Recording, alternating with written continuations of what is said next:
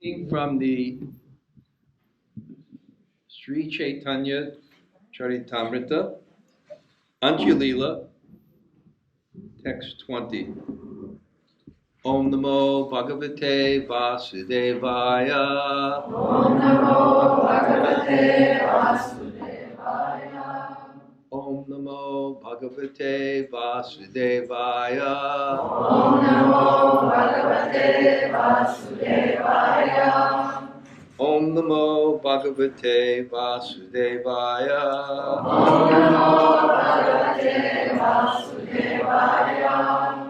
We won't chant this responsively, I'll just chant it through. Prabodh Bhavita Harshedyo Vegadanyartha Mishritam Lampitam Gurachandrasya Bhagyavadbhir Nashevyate.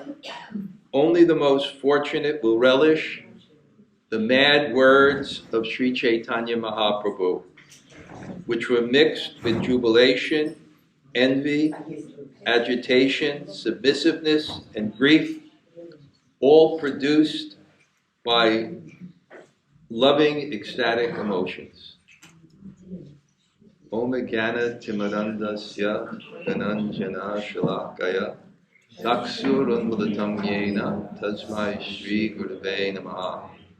Sri Chaitanya Manobhishtam Stapitam Yena Bhutale Swayam Rupa Kadamayam Dadati Svapadantikam Vancha Kalpa Tarubhyascha Kripa Sindhu Vayevacha Patitanam Pavanebhyo Vaishnavebhyo Namo Namah. Sri Krishna Chaitanya Prabhu Nityananda Shri Advaita Gadadhar Shivasade Gaur Bhakta Hare Krishna Krishna Krishna Hare Hare Hare Rama Rama Rama Hare Hare. Hemalatarada? Yes. Collect the song things. So if you have the song sheets, let Hemalatarada quickly collect them. Well, welcome. This is the 19th annual our Puri retreat. We started a little history. We started in the Prabhupada Hotel. And I remember I was taking prasadam with Tamal Krishna Maharaj's cook. He had a little restaurant in Vrindavan. My godbrother, Gunagraya Maharaj, walked in. And he said, this is Shastra Das. He's been a devotee since 78. He was kind of bringing him back. And he's never been to Vrindavan. And he wants to go to Puri. And he's a businessman, and he'll pay for the whole thing. So we had a retreat, and for about 10 years he paid for the whole thing, until he retired. Then he made other decisions. It's great, the Prabhupada Hotel. I remember Jayadvaita Maharaj came to the initial one, and they had all these Mayavadi books. Yeah. Okay. It's okay? Can you all hear still? Okay, more. They had all these Mayavadi books. So Jayadvaita Maharaj stole all the books. And then I said, why did you steal the books? He said, the only thing about this hotel that's Prabhupada is the name. And then we went to many, many places, and it was always such a struggle. And then one day the Shastra and Madhavananda Prabhu were just taking a walk. And then they kind of discovered this place just opened. It was a real struggle for us to do the programs in hotels and then found this ideal place. And the fathers here are so accommodating. I remember one year we had Janavi here, and the archbishop was sick, so he stayed here, and he came to the kirtan. He really loved it.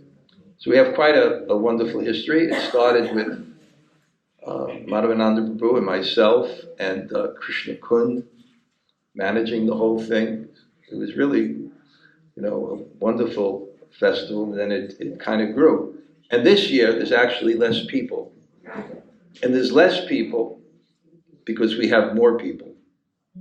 And I'll explain this. We have less people this year because we have more people. Because it was growing. And if you know what India is in Krishna consciousness, if you go to the MVT, they have 3 signs. In English, don't pluck the flowers. In Hindi, don't pluck the flowers. And in Russian, twice, don't pluck the flowers, don't pluck the flowers.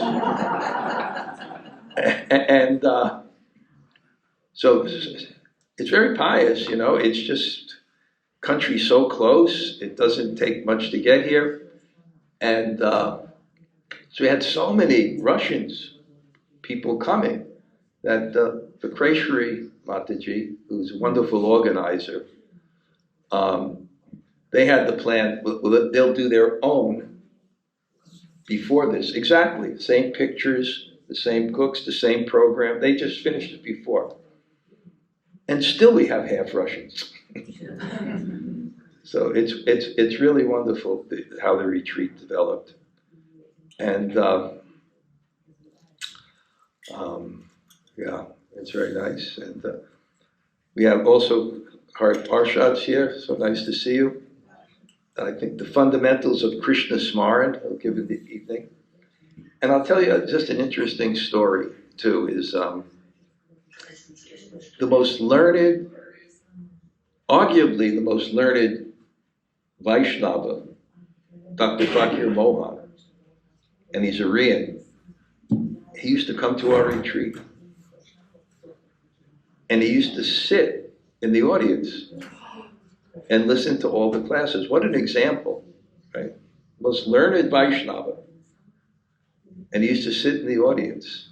And I used to beg him, can you give class? Can you give class? He said, no. He said, okay, I'll give one class. I said, can you speak on the holy name? Because I think in Bhuvaneshwar, they told me that he was speaking on Odundaya Kirtan. And he was speaking on the verse, this material world is full of suffering.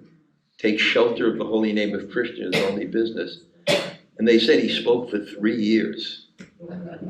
He never got past that verse. Then he came to Vrindavan, and they asked him to speak on Manasiksha. Guru Go Rao Go Stali Shu. He never got, 1 month, he never got past the first word. So I was so excited for him to come. And he is Aryan Val. He loves Aryan Vaishnavism. And he explains that the most confidential associates of Lord Chaitanya, where do they come from? Ramananda Roy, Sikamiti's sister, where do they come from? They come from Orissa. So I asked him to speak. He said, I want to speak on Prasadam. And I said, you could please, you speak on the whole. No, I want to speak on Prasadam. Okay? Now I'll give you what his class was. Eat more. That was the whole class. Eat more, Jagannath. Then other things, you sleep here, it's Dandavad Parikram. He had it all from shastra. So those who appreciate Hari Prasad, Parshad Prabhu was just coming, and he was sitting right there every class. He was just a participant, right? So I asked for any comments. And then there would be these brilliant commentaries from Shastra. So I'm just thinking like, wow, who is this person here? And then I like to empower people, and we asked him now to be one of the presenters. And it was wonderful. One year there's a book by Rupa Goswami called, what's it, Chitra? Chitra Kavitwani. Chitra Kavitwani, where Rupa Goswami gives 12 Sanskrit exercises. And I got this one little book someplace in Braj. It was a book on rasa. I don't even know who wrote it, but they gave a quote that in 1,000 years, in 100 years, there could be thousands of authors, but a Kaviraj, like Krishnadas Kaviraj with the word, there's only 2 or 3. So Rupa Goswami gave these exercises. You imagine he wrote a poem with 1 consonant on Radha Krishna. He wrote another poem where it said the same thing backwards and forwards. And then up and down it said, then his name was written in it. It was like, so I remember one year, Hari Parsha Prabhu spoke about poetry, and he composed one of those verses. It was very interesting. I think it was frontwards and backwards, it said the same thing. So it's very nice. And of course, Madhavananda Prabhu on the Prikrams, he'll be speaking. I think he's one of the main inspirations for the retreat. He's a disciple of Srila Govinda Maharaj. And Sisha means to take the mood of the Guru. I heard this from one sadhu in Vrindavan. Sisha means you take the mood of the Guru. So Govinda Maharaj was just an ocean of Krishna Katha. So he wanted to continue that. He started Gopal Drew publications, researching so many things, presenting so many things, speaking on so many things. And that also became a focus of our retreat. We should have really quality Krishna Katha. That's nice. And then it's so wonderful to have God brothers and God sisters come, like the Rupa Prabhu.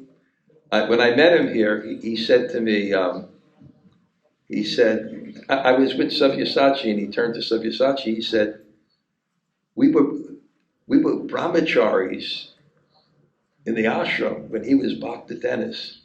And then I got really mundane. And then he said, let's keep it transcendental. So there.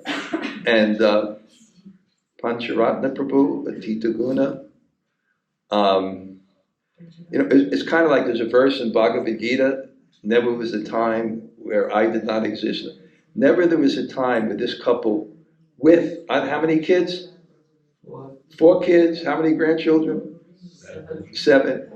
There was never a time where they weren't preaching, nor in the future will they cease to be. And right now, I don't know, they're in the Brooklyn Temple sometimes, and I just say Pancharatna, I won't tell the whole story, but when I was kidnapped by the deprogrammers, when I escaped and went to the Brooklyn Temple, he's the one that drove me to the airport to go back. I was in Dallas. And Pushpavan and Mother Nandi, I remember from Gita Nagari, I remember your house. You had this house there. And I think you were the president at one time. At one time. Wow, so these devotees are, Sisha takes the mood of the disciple. They're just humble and surrendered. I think Mahamaya's here. I think she wrote a book on her relationship with Prabhupada. And a new God sister, I haven't met, Jai Gauri. So it's really great to have so many people come. And just that mood of Fakir Mohan, people want to sit and hear, and it's great. And so many nice, Medini Patti, he invited me to his place in Sochi, and we were talking about his preaching, and he told me, on TikTok, there was 50 million views. So then I was telling someone else, and they said, wait a second, this is exaggeration. Not exaggeration, I got it wrong, or he got it wrong. Maybe he doesn't know the language, maybe it was 500,000 or 50,000. No, but I went to him, they're just dedicated to preaching. And Malika Mala, so nice to have you come to our program. And I know a little bit, but not much, but I know she's a very successful preacher. I saw when she came in the respect that all the Russian devotees had. And I think she gives Bhagavad Gita seminars online, 1,000 people, and it's humorous for me. I'm sitting up here. I put up a Facebook post The biggest Facebook post I ever had, my mother came to my Vyas Puja. And she was sitting here, and I was behind her, you know. I think I got 120 likes. I was so proud. And Siddheshri Mataji came from Iran, and I shouldn't even say that. We'll put it out on the thing because you can get in trouble. She left her country because she was taking tours to India, and she took too many in 1 year, and the police stopped her at the border and started to question her. That's if that wasn't bad enough, then she goes across the aisle, and the religious police questioned her, and they warned her, you know, okay. She said, no, yoga, they want to see yoga. So it was good. And her daughter will come, and that's always the pride of the mother. And her daughter now has a youth program in that country. And she came back to the country to preach. And I know, because even some of the people she made devotees are my disciples, very high-class people. Because that you can't, in Iran, preach to the masses so easy. You have to be very... And when she teaches yoga, and then she has shastra classes, if they want to get in the inner group, she made a psychological test. A psychological test to test if they're fundamental or not. Interesting. Can I embarrass you one more thing? I know you don't like this. So, you know, her daughter became a devotee, but it's not easy. A teenager, no association, right? So she's coming back to the country. She never been organized. I'll ask my daughter. So she was surprised. Her daughter's 24 and how she organized. And then before she left, she was startled. Her daughter started to sing to her, "Oh Hey Vaishnava Thakur." So I just wanted to start with some kind of nice introduction. I'll just say one more thing, because I think it's interesting. I'd like to think a devotee named Yudhishthira Prabhu. He's not here. He was Tamal Krishna Maharaj's secretary for 17 years. And after that, he opened a business, and he came to Govardhan. And many things, he funded me to open up a fund that I can facilitate devotees who have potential to serve Prabhupada's mission, but may not have the resources. It's called the Yogamaya Fund. There's a reason for that. But by saying, I'm not against building temples, but the sub-thing says, build devotees, not temples. And that's, we brought Siddheshri and his daughter here, and some devotees from Vrindavan.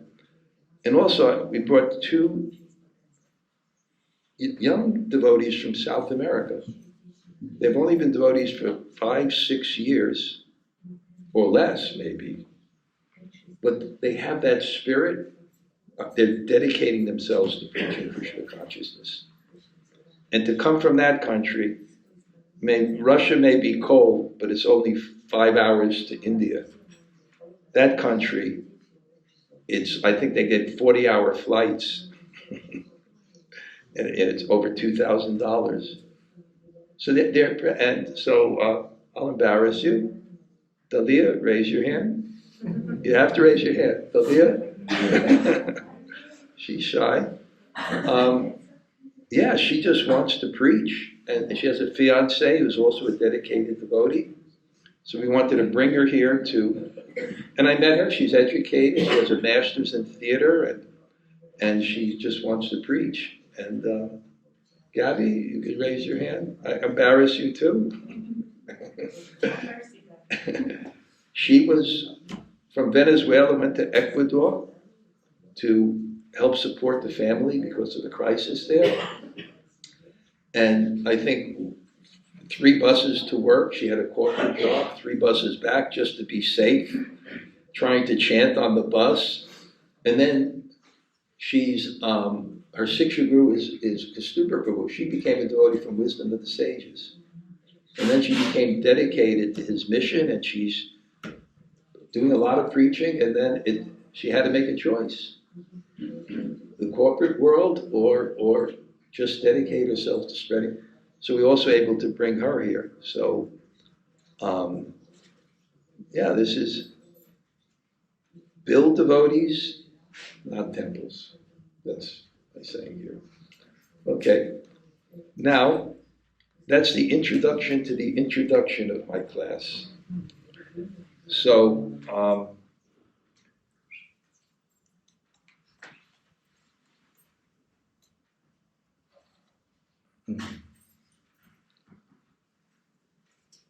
okay.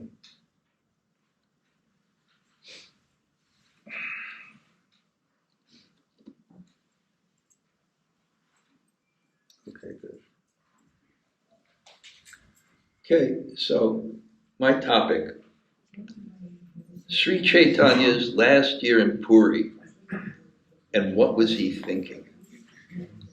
Now I have a very interesting inspiration for this class.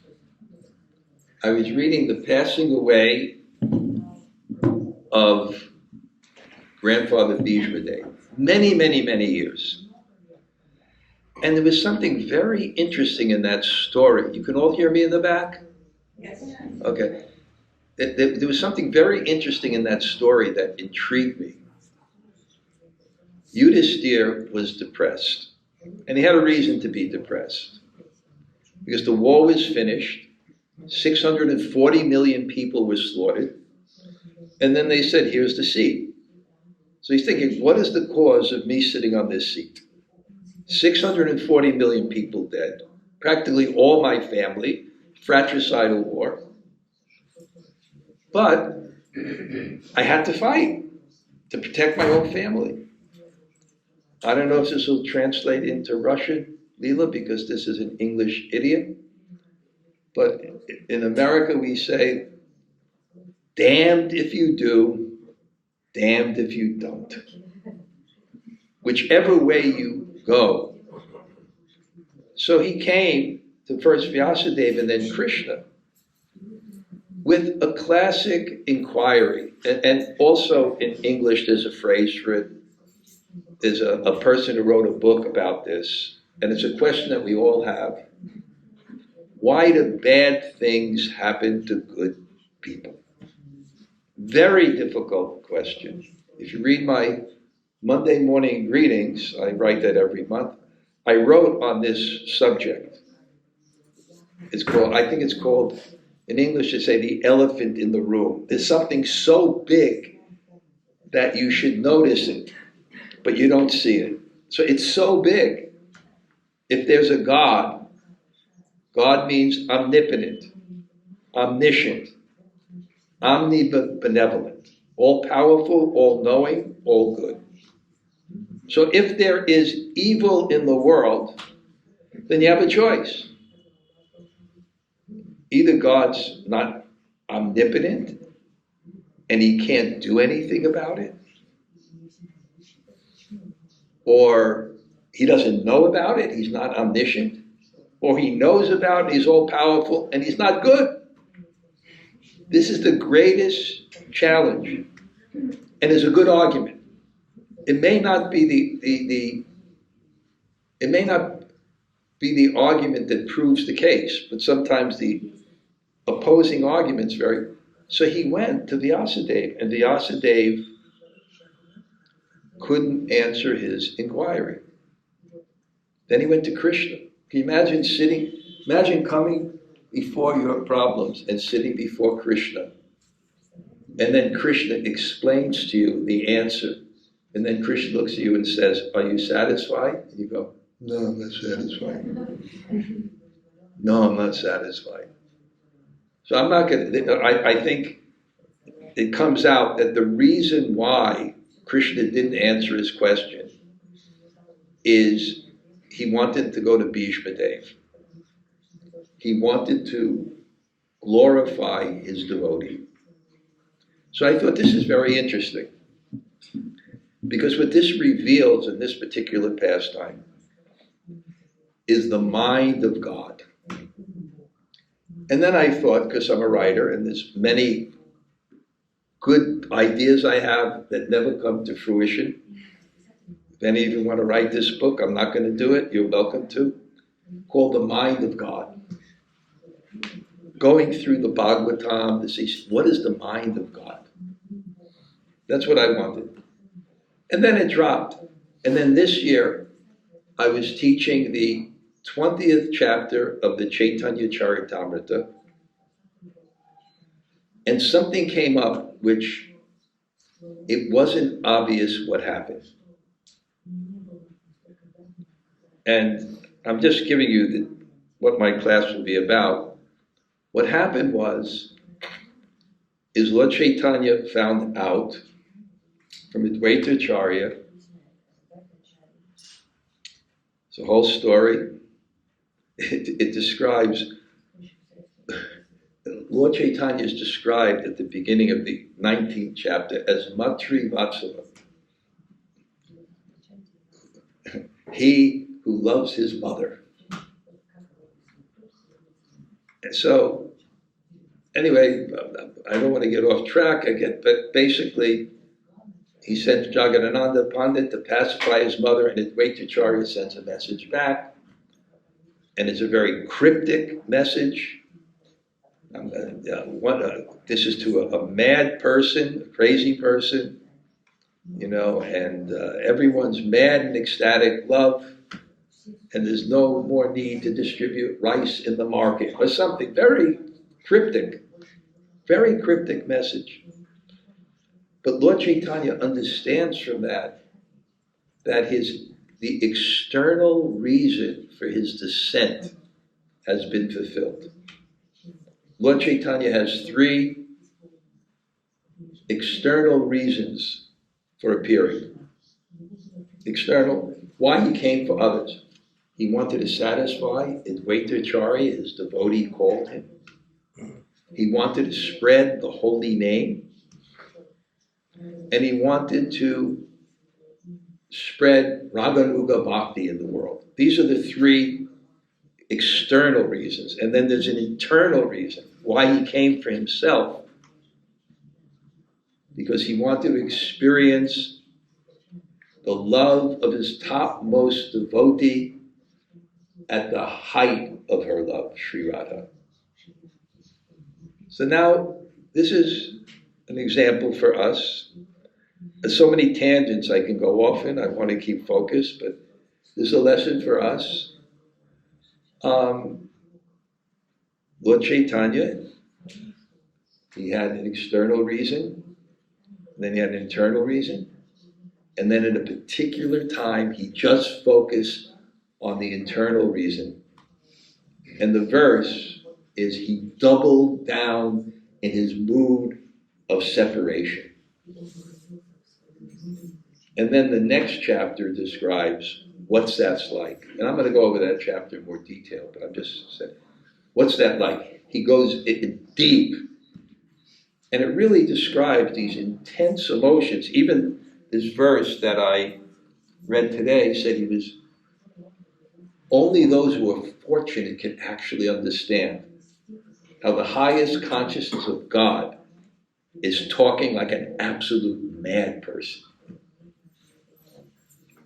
Only the most fortunate can understand. And then it gives us a little insight. I think maybe on the 3rd day from these chapters I'm going to discuss Lord Chaitanya's method of practice, because it's really revealed in these chapters too. Rasa, Gita, Shloka, Ashvagane. And chanting day and night, and they're connected. He would hear the songs and stories of the person whose name he was chanting, to create the sambandha or absorption in the name, which unlocks one's eternal relationship with Krishna. I give the example, you have a magnifying glass and you have a piece of paper. You put it on the piece of paper with the sun, it will not burn immediately. It's got to be concentrated. So unless we're concentrated in our practices, that prema, which is the relationship between, prema is generally, love is the relationship between two people. Prema is the relationship between us and God. With that concentrate, it's the name. But the sambandha, the absorption, won't come unless you have an understanding of your relationship with Krishna, unless you have your faith in Krishna. So what was he doing? He was chanting the name. He was hearing the songs and stories, rasa gita, the verses and songs of the person whose name he was chanting. Why? It creates the sambandha, the relationship. And he was worshiping the form of the person whose name he was chanting and aspiring for, which is the highest manifestation of God, is Jagannath. I wrote an article on that. I'll read that in the next class. Why Jagannath is the highest manifestation of God. There's one God, but Krishna is the full manifestation. Why? Because what we are more than anything else is our love. You're a father, right? You're not just a preacher, you're a father. You're not just a teacher, you're a father. And you're a husband. And if your mother was still alive, you're a child. This is who you are more than anything else. So when God reveals himself fully, it's a Kila Rasa Rita Murti. It's the full embodiment of love. That's Swayam Bhagavan. Ete Chamsa Kala Pumsa Krishnas tu Bhagavan Swayam. That's the full manifestation. And Jagannath is the full manifestation of Krishna. Because he's the form of Krishna who's overwhelmed in love for Srimati Radharani. And when Prabhupada describes, it's very interesting, in so many places, it's described these different relationships. I forgot, I think it was Brihad Bhagavatamrita, I'm not sure, but it describes this hierarchy, and it says there's no hierarchy. It's the second book of Brihad Bhagavatamrita, where Uttara is trying to explain why she wants to know about the abode. She understood the people that were there, and she starts analyzing abodes. Higher than this is Swargaloka, and those who are celibate, they can go higher, and the devotees, they go higher, and then Vaikuntha, and there's so many relationships. I never figured that out, Hari Parshad. What is this? Those 5 different, what are the 5 different devotees? The Parama something, and there's a list of the Paraprema Bhaktas and Shuddha Bhaktas, and I can never understand what the difference was, but I can understand it. Anyway, it's a list of devotees. And then it says there's no hierarchy on that level, especially in it, but there is.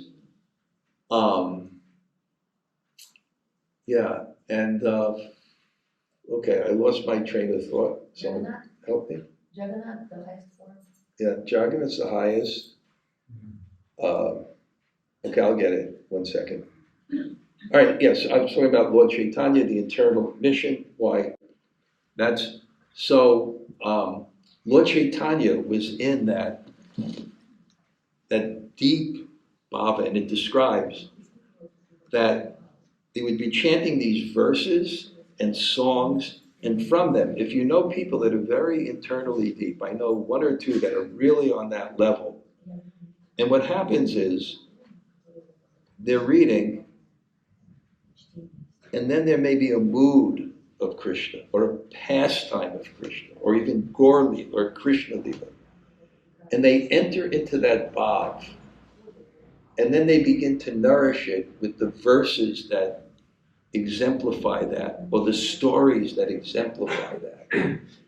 And Lord Chaitanya would do that, and he would go deeply into the night with this kind of mood, losing himself completely in the internal reason for his descent, to experience this. And then something happens which caused me to figure out what was on Lord Chaitanya's mind. And I understood that just hearing someone and seeing someone's actions is not enough to understand the person, understand what he's doing. It's not enough to understand a particular pastime or lila. You have to understand the mind, the intention. One time I was in Prabhupada's centennial. I was, first I should explain this. So then, Lord Chaitanya is in this incredible bhakti. Like, Prabhupada wanted to go into Nirjan Bhajan. Bhaktivinoda Thakur went into Nirjan Bhajan. He doubled down on the separation because the external mission has been completed. And then all of a sudden, with great jubilation, he says to Swarup Damodar Ramananda Roy, Nam Sankirtan Kalo Param Kalo, in this age, Parama Upai, the means of deliverance. Listen, he said it with great jubilation. So that's nice. We always want to glorify the holy name. But it seems that he's going into the external reason. So I'm just trying to figure out, why is he all of a sudden going into because it says specifically in the previous chapter, I'll read the verse, that he doubled down on the mood of separation. It already explained this other mission was completed. And then he goes preaching about the holy name. Now, I'm not denigrating or making less the preaching of the holy name, but there's a time and place for everything, right? Like, I could be here, it could be a Bhagavad Gita seminar or something, and then all of a sudden I start speaking about Ramananda Siksha, or I'm speaking about Ramananda Siksha, and going into deep about this high, Ramananda Siksha, higher and higher extents of ecstasy. And then and Madhavananda is with me, and I say, Suno Madhavananda, Deheno Smin Yata Dehe Kovara Yovan. Why is Gita is wonderful, but why is he now talking about Gyan? So I had a thought about that. But I had a thought more about this aspect of understanding the mind. And let me just get my notes and they should be there. And I understand,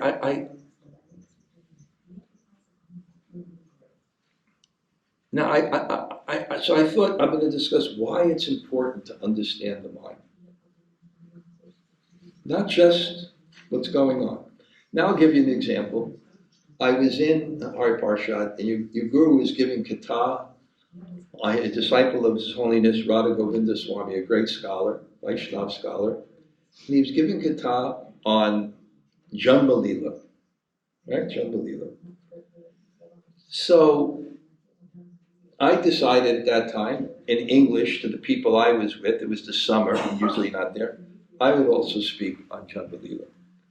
So before my class, he was staying in the Gurukul building. I would run up to his room just before he was going to his class and say, I'm lecturing on this, this, and this. And what he would tell me, because it was Vasudeva trying to pacify Kamsa, he would tell me, and it was from the commentaries, why Vasudeva gave that argument. Because he was meditating on what Kamsa would respond. Like if you give an argument with someone, you want to convince someone something, you have to think, what will their answer be to this? And in your response to them,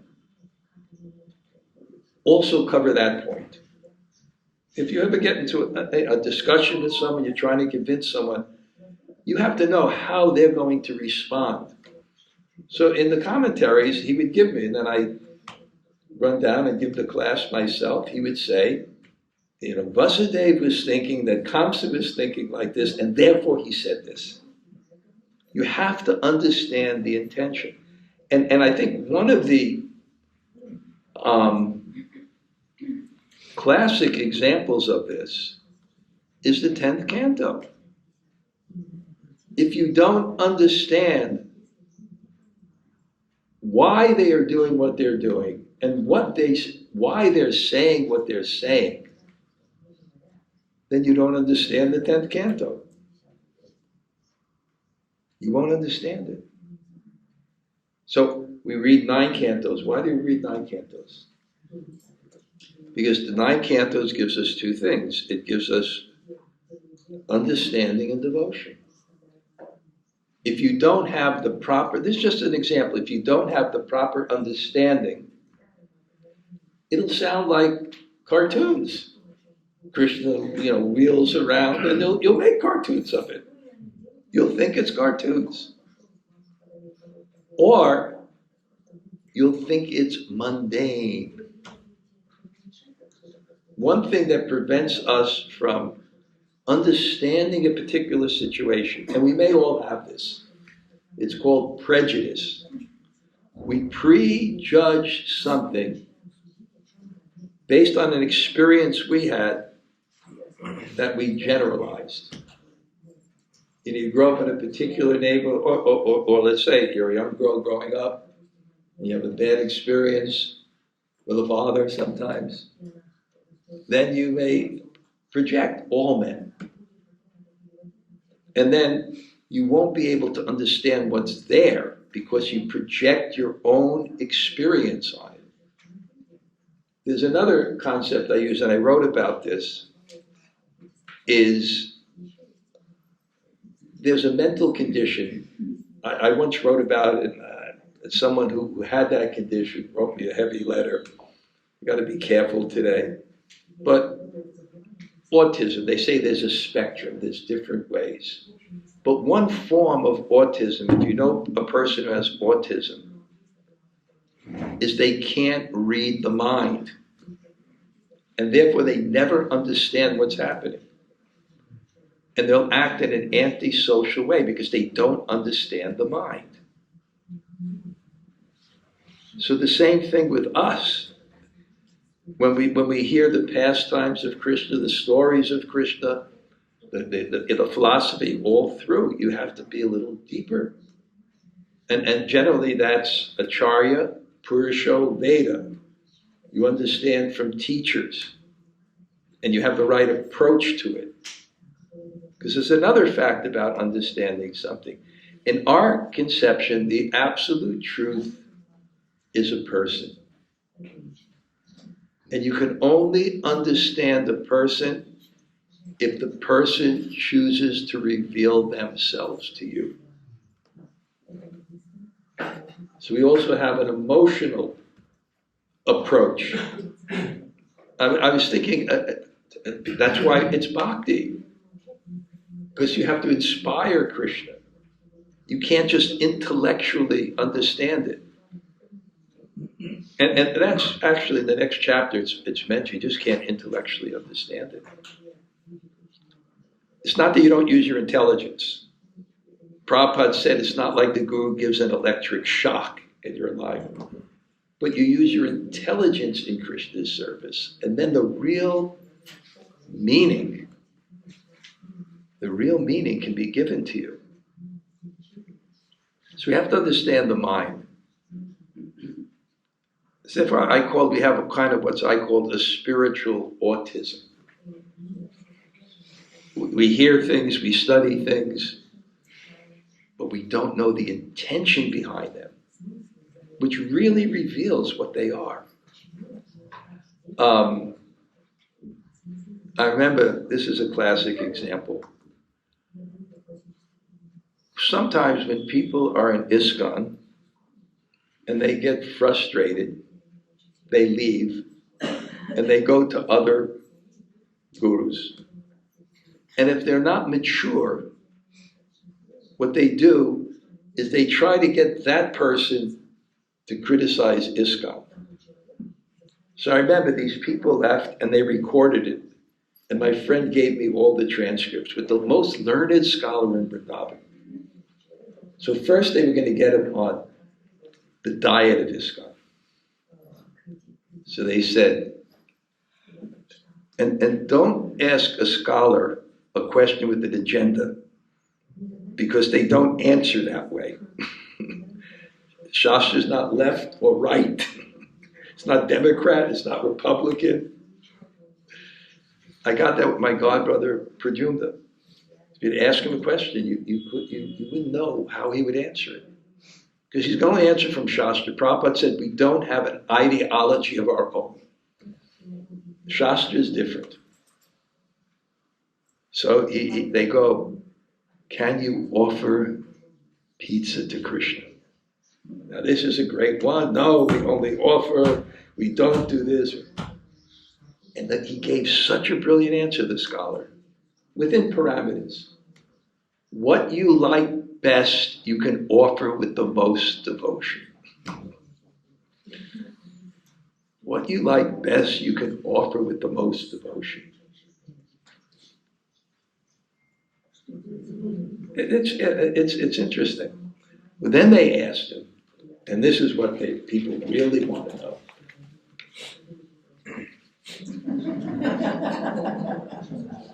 What about Manjari Bhav? And he saw that people were not mature. So his answer was great. He said, if you like young girls, if you like young girls, what about Manjari Bhav? If you like young girls. And then he looked at him very sternly and said, it's a bhav. It's not just a form. It's a bhav. It's a mood. He said it's selfless service. And the interesting thing in the chapter, I may get to it, the Shikshastika prayers. When the last verse comes, Aslishya pa, pararitam, panastumam, adarshanam, amata. When the last verse comes, and there's an explanation by Krishnadas Kaviraj. It comes down to like, and it says, and now he'll, Radharani's mood. And then it's an elaborate explanation that it's selfless service, matured. And I thought that was really interesting, because the highest thing is the basic thing matured. And if you don't have the basic thing, then you're not going to get the mature thing. And this is Bhakti Siddhanta, this is Srila Prabhupada, how careful they were to make sure we have this. Not that, as Prabhupada I think told Tamal Krishna, it's not that we ban the gopis, but you have to have that basic. And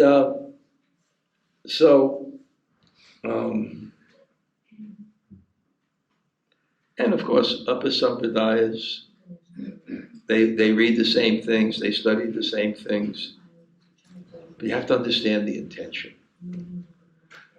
Okay, and then I'll say what my analysis of that is, and then tomorrow I'm going to read through it, and we'll look at it. What is in his mind? So how do you understand the mind? How do you understand the mind? Right? Again, Intelligence, shastric knowledge must be there, but it must have the right mood. So this is also a classic example. We invited Dr. Fakir Mohan again, and we were at the swimming hotel. So by the side of this swimming pool, we set up our classes, and there was a Sanskrit class in a Sanskrit school in Vrindavan. This is where we got the song Garanga Karuna Karo, one of their students, Nityananda. He's a beautiful singer, and he brought this song, and we liked it so much when he sang it that we've been singing it ever since, Garanga Karuna Karo. So we asked Dr. Fakir Mohan to speak. Now, he's a Bhava Bhakta. He's a lifelong celibate. He seems to be a Sangeet Acharya because he sang Gopinath in the Tota Gopinath temple. My God, the power.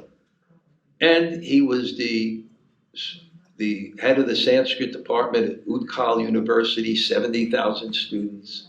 Extraordinary person. And he had a PhD. His PhD is on Gaudiya Vaishnavism or something. He had a D.Lit. That's your second PhD. So he's very, very learned. So he looked at those students, and I'll never forget it. And he said, "Who is Shastragya? Who is Shastragya?" He was challenged them. And then he went like this: "One who practices." One who practices. So, yeah, and it's a whole concept. So there's, just think, who's glorified for understanding the mind? Rupa Goswami, right? Everyone was seeing the same thing. Everyone was hearing the same thing. But he was the only one who understood what was happening. Lord Chaitanya's in the Rath Yatra, and he's dancing, and he chants this song. And I'll call it a Karmi song, but it's not like, Top of the Pops. It's like a Sanskrit classical novel. And he's chanting this song. And it goes something like this. It's the same moonlight night of the month of Chaitra. The same sweet Malati breezes are blowing in the air. But I am not happy here. I want you in the days of my youth. It's okay, people hearing it. And what were they thinking? Lord Chaitanya is a Maya Prabhu. He's chanting. I would give the example, if Radhanath Swami was in the New York Rath Yatra, and he was in ecstasy, right? And he needed a song. And he went like this. She loves you, yeah, yeah, yeah. She loves you, yeah. What is he thinking? What is he thinking? Right? But maybe, he just needed a song. And that's such a part of our philosophy. You need songs. Rasa Shastra means, what is Rasa Shastra? It takes a mood and through the science of drama recreates the mood so that the qualified audience could feel it. Lord Chaitanya needed these songs. But why were there no songs? Anarpita charim charat karunaya vitirna samarpyatum unatoj vilas swabhakti. Anarpita, never before given. Charim charat, for a long time. How long? How long was never given? 4,300,000 times 72 times 14 times 100 times 2. That's how long. It wasn't given before. There were songs. What were the devotees doing? They were rushing to write the songs, but they had to be, and the dramas and things. He didn't have a song yet because it's so esoteric. No one knew, but Rupa Goswami knew. He knew, and that he knew it. And he wrote the song in the right. What was? Do you know the verse? What? Soyam Krishna Sahachari Kurukshetra Militas Tathaham Saradha Tadubhayo Samgama Sukham Tadhabhyanta Khelan Madhura Murali Panchamajushe Mano me kalindi bulina vipinaya sprihayati. And the translation? In Kurukshetra, this is... Wait. Yeah, Sabyasachi, do this. Chant it again, but with the... So this is what Rupa Goswami wrote, right? So in Kurukshetra, this is the same Krishna who is my beloved. And I am the same Radha, but the joy of meeting is no longer the same. My mind desires to take him back to the banks of the Yamuna. And because he's not played the flute for so long, I'd like to give him a flute. And I'd like him to play the flute, specifically the fifth note, on that bank of Yamuna, when I met him for the first time. And now say it in Sanskrit again because you have a mic. Priya soyam Krishna sahachari kurukshetra militas tathaham saradha taditamu bhayo samgama sukham tadhapyanta khelam madhura murali panchamajushe Manu me kalindi purina vipinaya sprihayati. Now chant the Karmi song that he was chanting.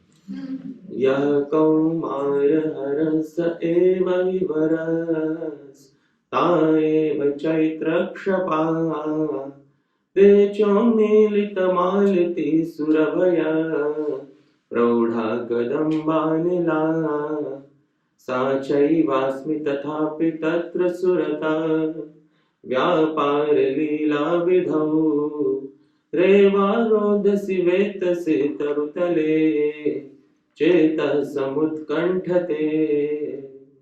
And translation. This is a Karmi song, so there is a Naika, there is a lady.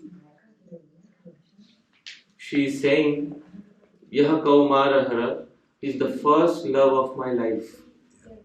Sa eva vivaras, but now he's become my husband.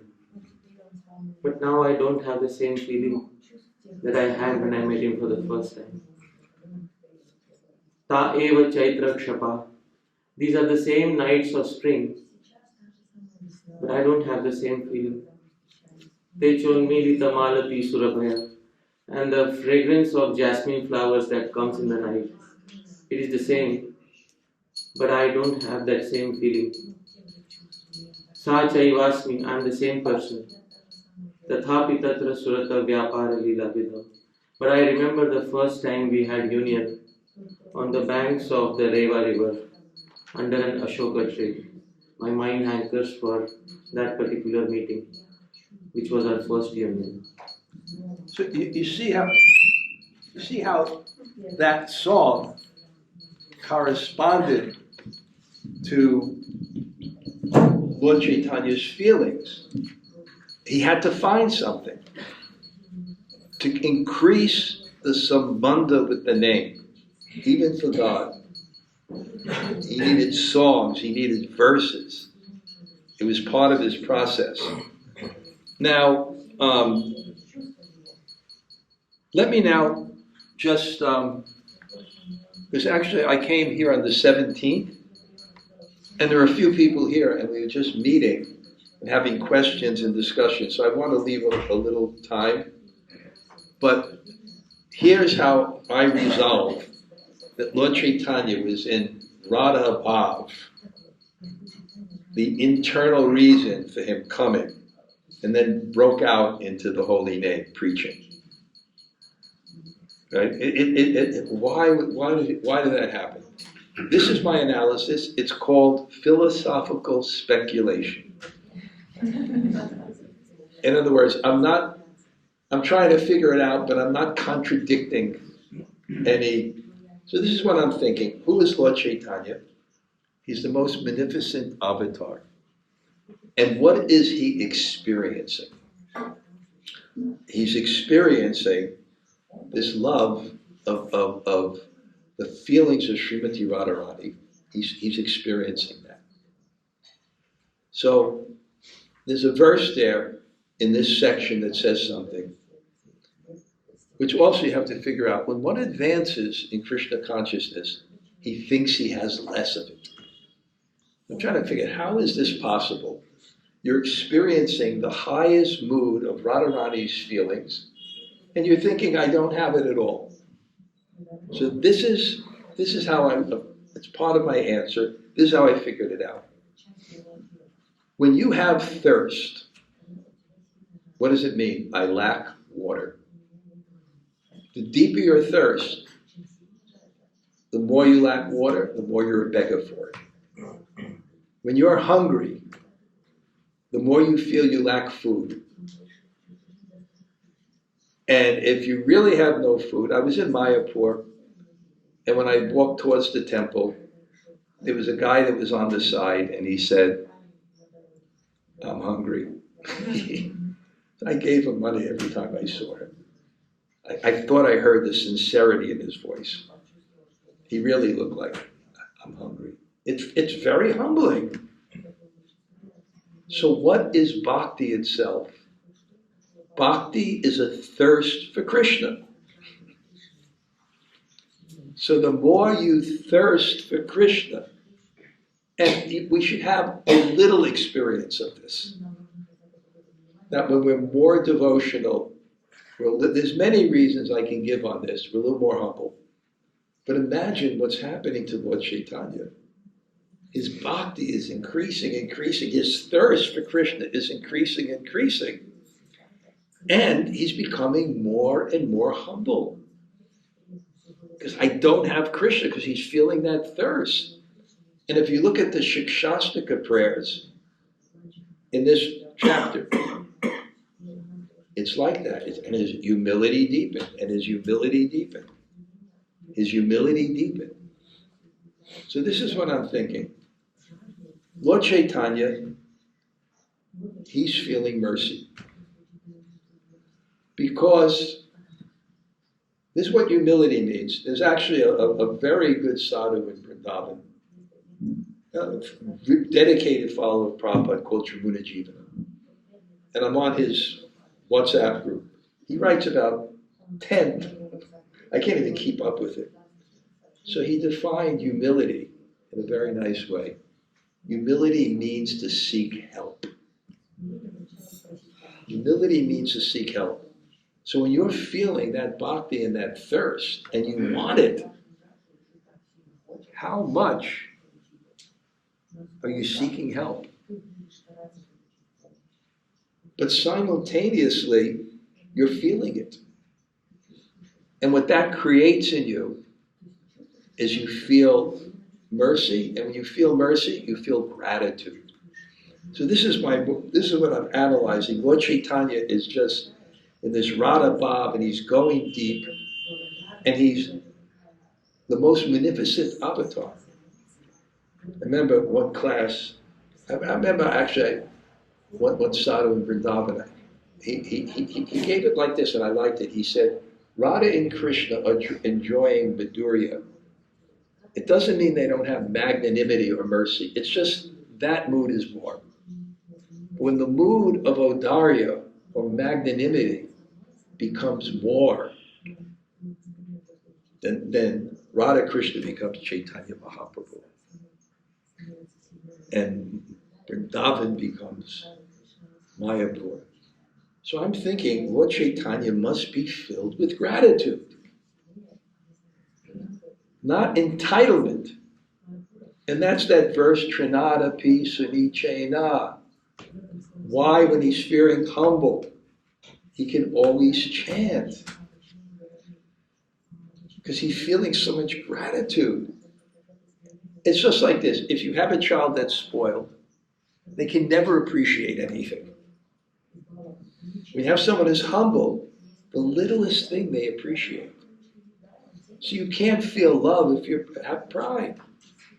So I'm thinking Lord Chaitanya is overwhelmed with gratitude for completing his external mission, fulfilling his internal mission. But what's the cause? The holy name. So that becomes the bhav. Because it's spontaneous, it's not planned. It doesn't know where you'll go to contact Krishna. I say Lord Chaitanya and his bhav went to his gratitude. Very humble. Why me? Why me? The mercy of Krishna. I'm so undeserving of it. And I'm happy. And what's the cause? The holy name. So then he goes into that bhav. But in that bhav, it's not just intellectual either, because the holy name is Krishna. So he's also begins to experience the same thing in relationship to the holy name. And then I saw this morning, a verse. He said, well, previously he instructed these verses. Now he's tasting them. Okay, great. I stopped enough time. Anybody have, Pancharatna, you have some thoughts?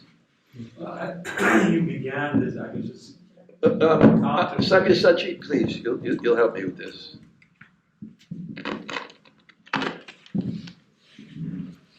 Just contemplating how extraordinary it is that we're invited to contemplate the mind, the thoughts of God,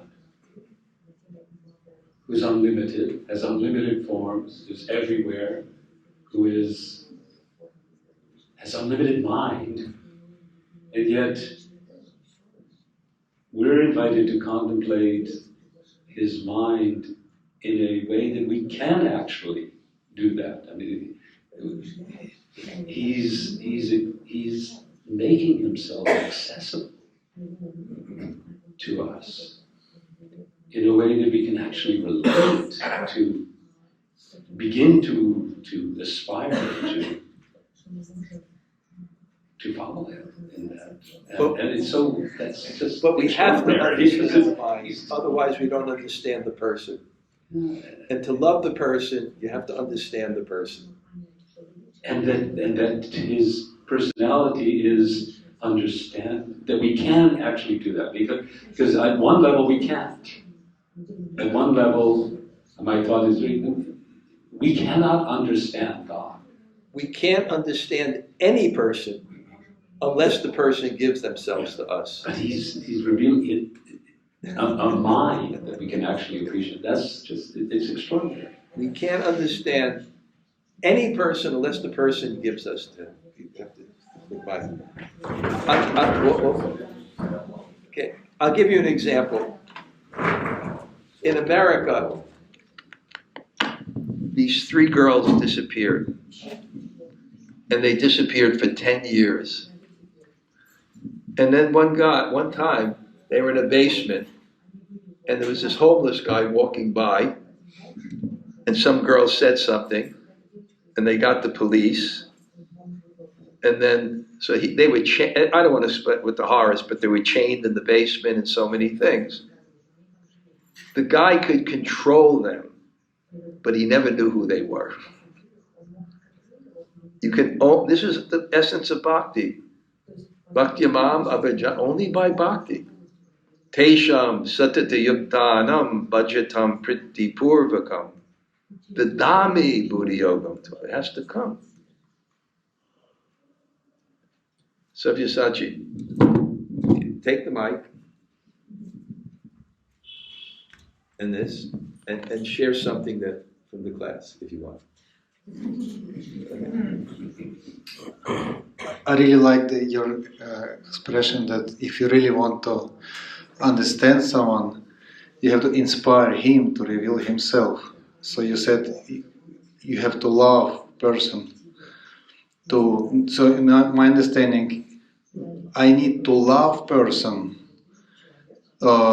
in order for him to feel comfortable to reveal himself, and I need him to feel comfortable to reveal himself for me to really love him. So it's like endless chain reaction, and I need to see someone who loves him and he reveals himself to that person where relationships are already established in between them, to get into that endless chain, continuous. Increasingly, he's revealing more and I love more. To know a person, you have to be introduced. And therefore you have to first know a person who knows that person. That's a good point. Anybody else have a question or a comment?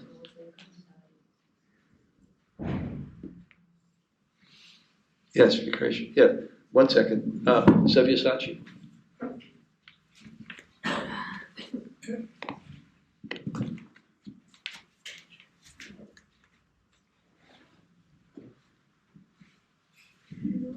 Hare Krishna. You gave wonderful example of someone who really pleased the Lord so much that the Lord revealed his heart, his mind to him. That's Rupa Goswami. And because of this, he was able to express this so that we can understand.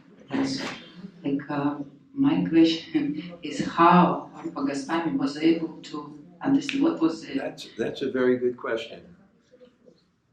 Excellent question. I'd have to say one thing is that the way love is expressed is through service.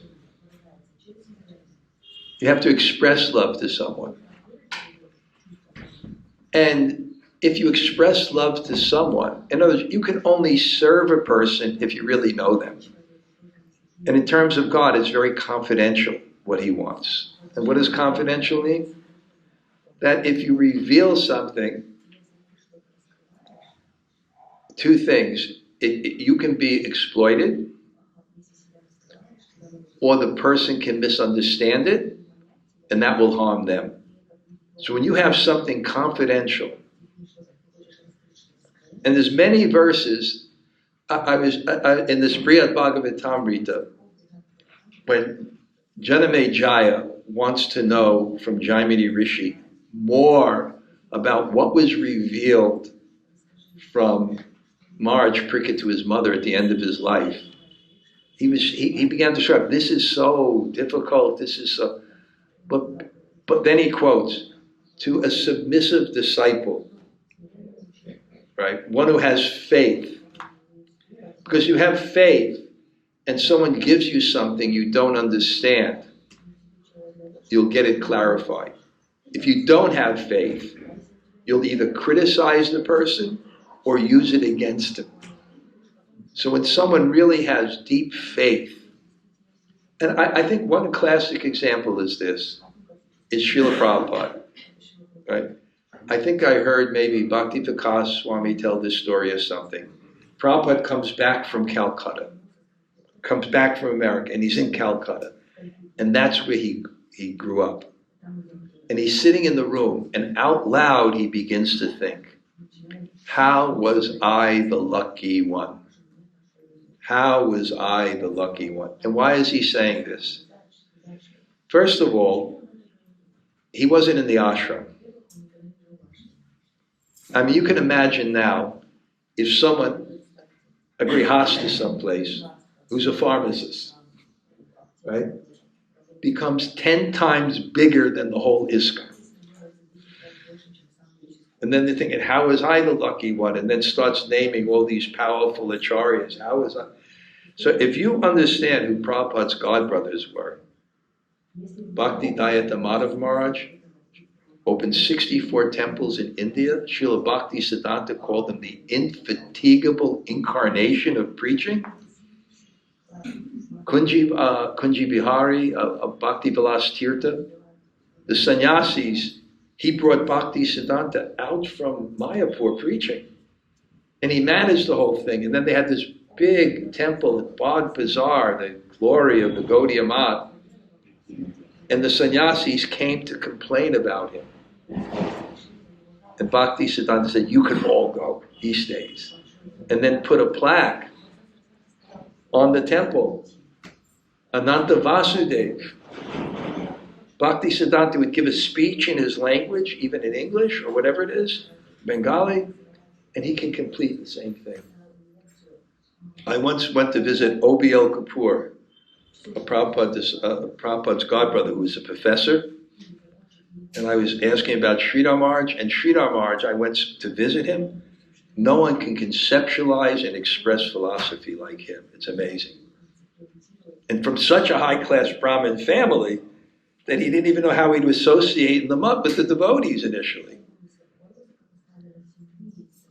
And he said, no, he was nothing compared to Ananta Vasudeva in terms of learning. Managers, Keshav Maharaj was a Kshatriya. Powerful. It goes on. Bhakti Pramod Puri Maharaj. It goes on and on. Prabhupada saying, how is I the lucky one? And you have to understand, he's a Vaishya by his birth. In India at that time, even now, the way India is constructed. So Prabhupada saying, how was I the lucky one? How was I the lucky one? Then he thought, he said, because I was 100% faithful to the order of my spiritual master. So he somehow understood Nirvisesha Sunyavadi Paschata Deshata. He understood the mission. And there's so many things that can get in the way of us understanding the mission. It doesn't conform to our desires. It doesn't conform to our conceptions. To really just be completely surrendered. What you want, I will do. And be that instrument. Amazing. So we'll end here now. And I have some very important announcements. Okay, so please stay. We have to. Srila Prabhupada ki jai. I don't have the phone on. I need your phone.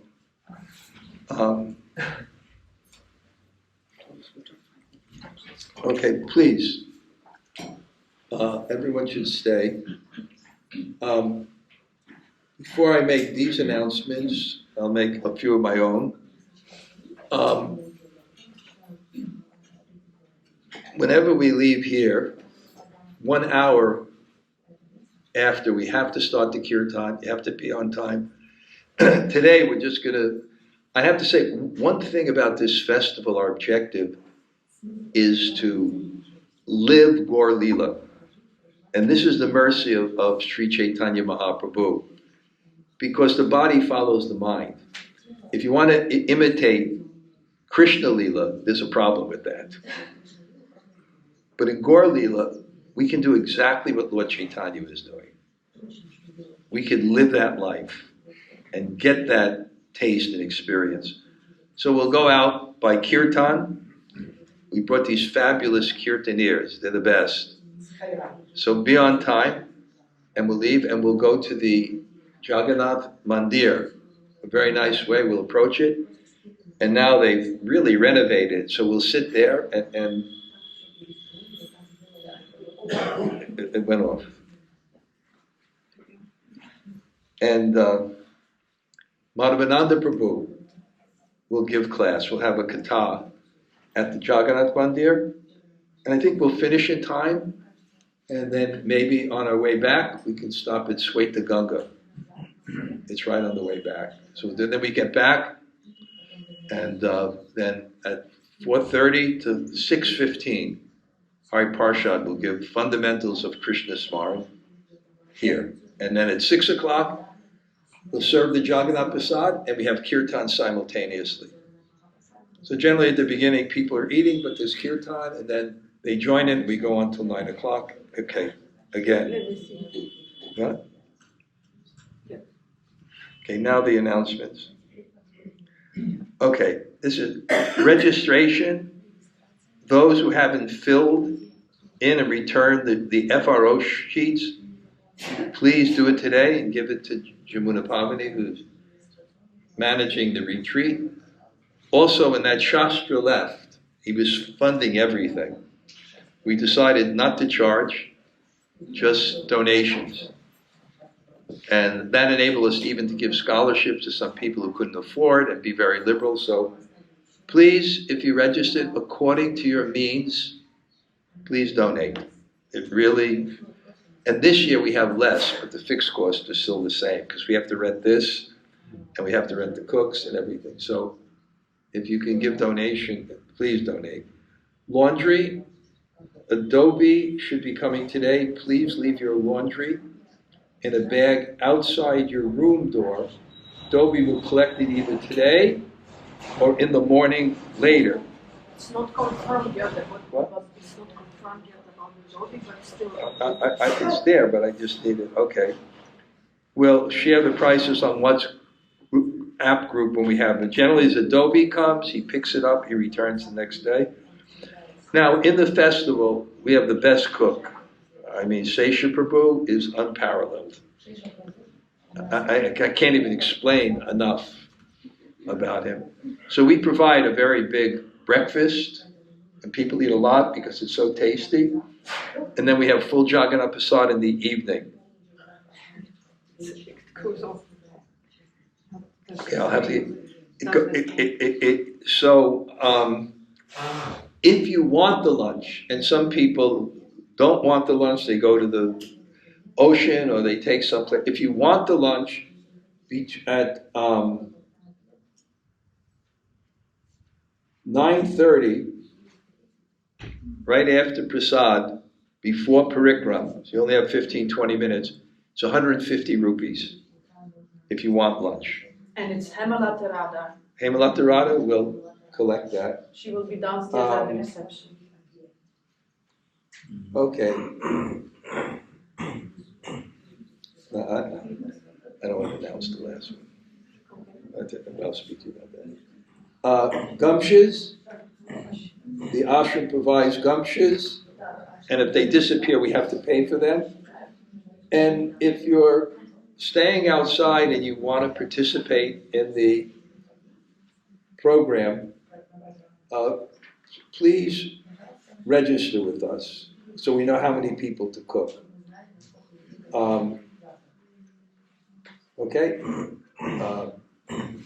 Okay, we'll do that. One thing I'll mention, there's always a pinch in the material world. Just like Yudhisthira, when he finally got the kingdom and he was so satisfied and everything was, after all his life was so nice, finally, Krishna just pinched. Dhritarashtra, Vidura came back, then Dhritarashtra left. So here, everything is great. There's one pinch.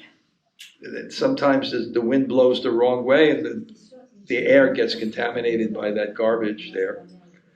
So if anybody wants incense for their room, you can actually see me or a lighter if that helps. And I also have, if you have a condition, I also brought a lot of these masks. If you like, in the morning you want to go buy that thing. But I have to say, the water is great. And in the dining room, there's a water purifier. And you can get really clean water. Okay, so, yes. Paramananda, you and Kanda are going to help me with Prasad? Okay, and if one or two other people want to help us, And I'm very particular how the prasadam is served, and I've printed out our way of doing it. I'm very strict about that. But don't be discouraged, we'll show you. Okay, if anybody would like to help with that, come. Okay? So, yeah, I think we can, 9:45, we can,